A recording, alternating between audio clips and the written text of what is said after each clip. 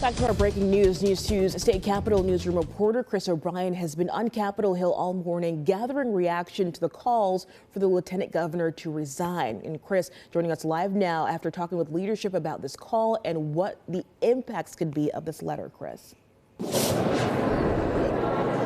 And Nicole, good morning. And you just talked a little bit about calls versus call even. Remember, this is just one person, Representative Todd Warner, who really put out this press release. And we spoke to Speaker Cameron Sexton and other Republican leadership in the House, which you can see just behind me here.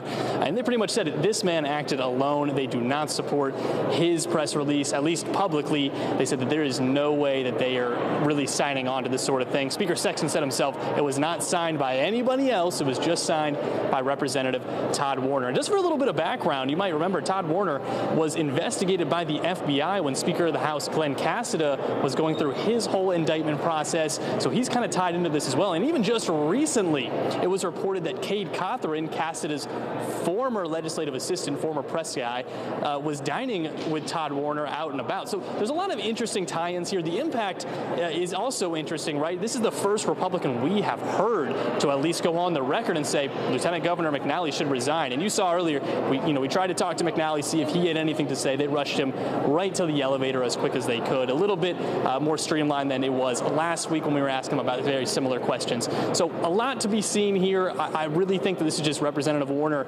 acting on his own, but we'll see as things move forward. Nicole?